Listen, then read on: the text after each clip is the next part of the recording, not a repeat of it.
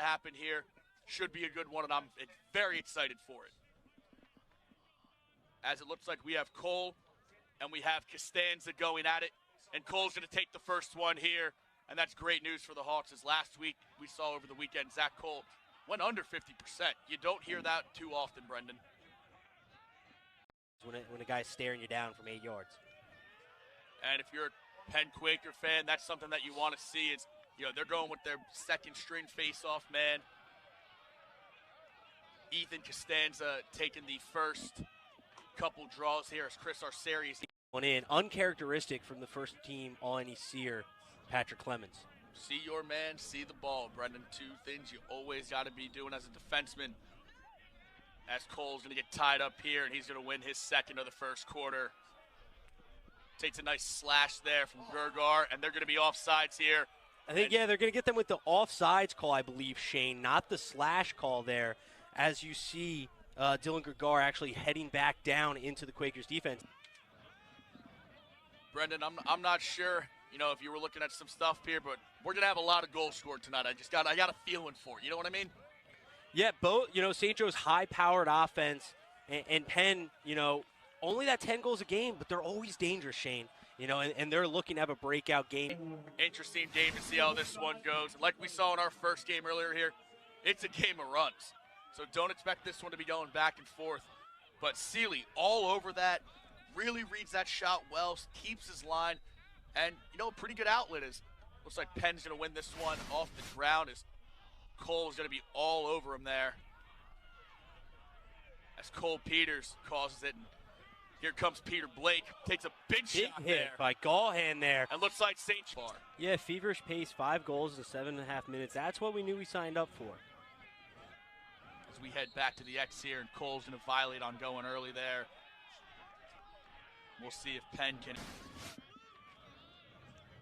And we go back to the X here. That's going to be a violation now. So Penn trades violations here as they look to push. And here's Zach Manti.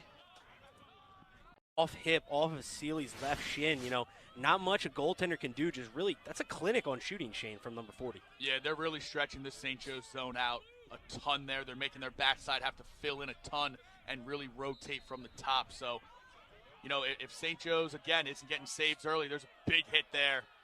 Gallahan laying the hit early. And here comes the double here by the Hawks as Carter Page goes over the head and unable it. And here's Gergar, who's got the hot hand right now. Off ground balls, especially off a rebound in front of the net, it's always good things are going to happen as Cole is able to win this one to himself. And Shane, he does that so well, winning the ball to different areas. More than you would think, and that leaves up the open the middle for anything to go on in there where you're not used to that. Is we go back to the Ets, and Cole's able to win this one to himself again. And Anderson's looking to attack. Quaker faithful didn't like that one. Keener the pole there as well.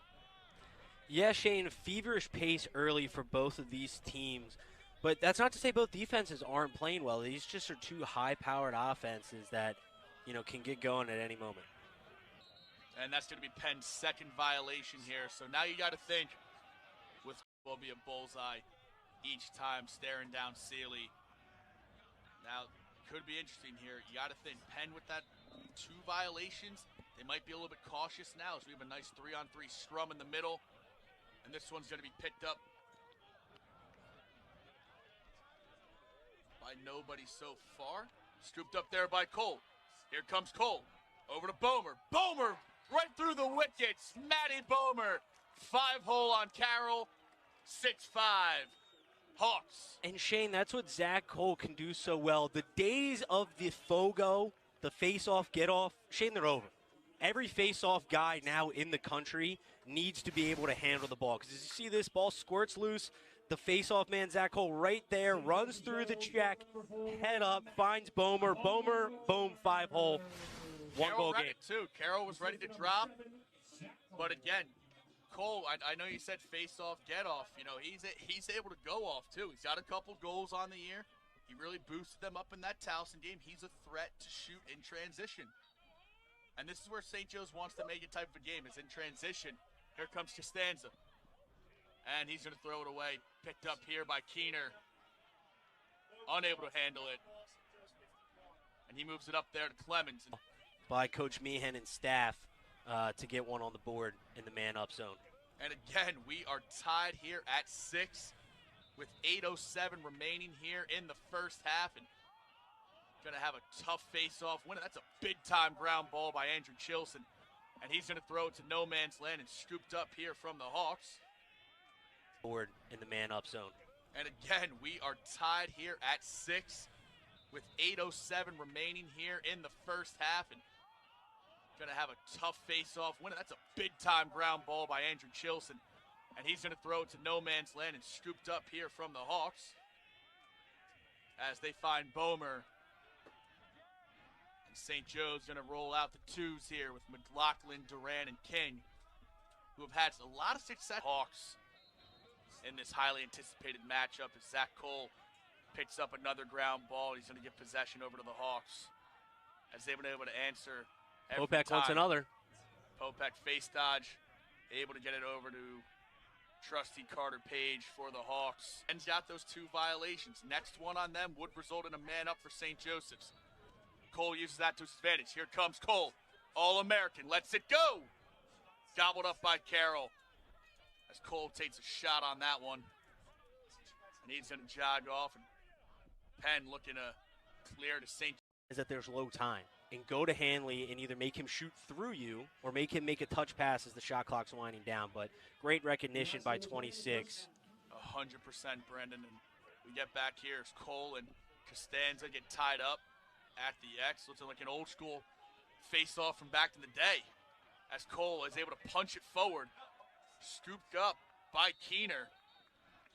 And Coach Ray is going to burn that second timeout. Really going to value turnovers there. That's something that definitely Mike Murphy is looking at his team to clean up. And the thing for St. Joe's, Robbie Seeley, 2 saves so far today, Shane. You know, we need Robbie Seeley to get hot. We need Robbie Seeley to make some saves to keep St. Joe's in this ball game. You know, if you're Penn, clean up those turnovers, and you can really set the tone. Excited for the second half. And Emmett Carroll at 7 saves in that first half, which is great. And that's going to be holding on Penn. That's going to be a violation on Costanza. First violation. Violations reset every half, so those 2 from the first half are wiped out. So we're back to 1 violation for Penn. Remember, just got us tied here on a big-time bounce shot from a big-time player. And I'll finish the cliche in a big-time game. 8-8, this game has lived up to the hype so far as we head back to the face-off. And Cole, the All-American, does what an All-American does and wins the face-off at a key moment. Throws it over to Keener. Keener's going to get picked up immediately. And Cole's going to stay. Can't say enough about as we head back to the X. And that's going to be the second violation there on the Quakers. Second. They changed up their face-off strategy. And now that's something to really take into consideration here with about, you know, roughly 18 minutes to go in this game. It's 1 more violation. St. Joe's goes man up from head and then still finishes high, throwing Carroll off. Again, St. Joe's, a quick little burst here.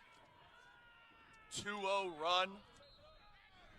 And again, Cole starts to cook as he secures another face-off for St. Joseph's. As they're released, and now this is why you practice all those tough GBs. Anderson with a nice chop, and he's able to corral it for the Hawks. Shane, Here comes Anderson back to back. This stuff is going to face off man down here, so Penn's got an extra man. Cole wins the clamp, pops it to himself. And that's going to be the 3rd violation. So now that man up from Penn goes away.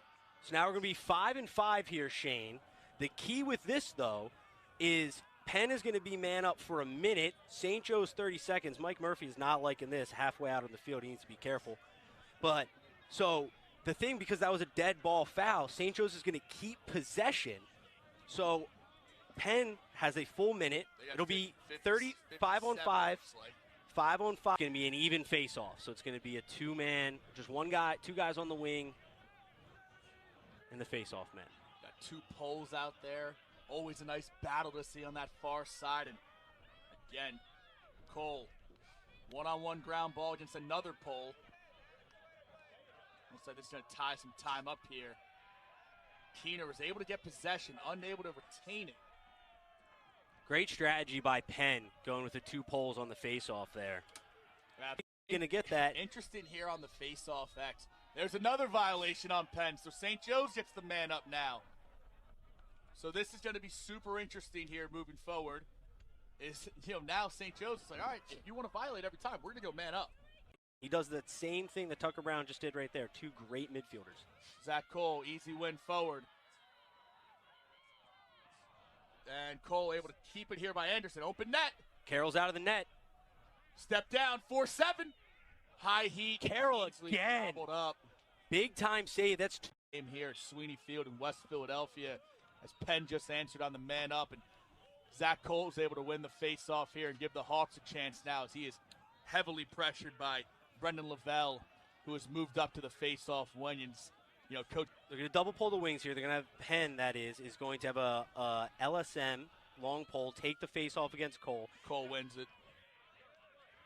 Spoke too soon. Now he wins it. Shovel pass over to James Peters. James Peters got pressure on him, and he gets it over to Page. And St. Joe's. I like Penn's strategy. These two teams have been slugging it back and forth. Looks like a UFC fight out there. And my goodness gracious, Brendan, it's going to come down. Nets goal wins.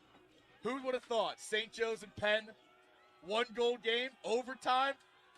Back-to-back years that this game has gone to overtime. The top 20 matchup between 16 Penn and 17 St. Joe's has delivered here in the nightcap of the Philly 4 Classic on Hawk Hill. We'll go to the dot to see who will win possession to start this overtime. The All-American. Zach Cole. It's early.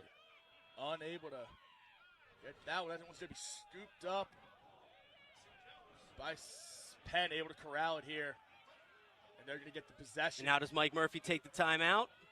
Or is he going to let his guys go? It's always the debate, Shane. When you win the first possession. Here comes Hanley. He's got to be frustrated on those last 2 possessions. I would not be shocked if he gets another shot here with Gergar being out. Or Rubin maybe getting the ball here late in this game. But again, Sam Hanley is the best offensive player in the field.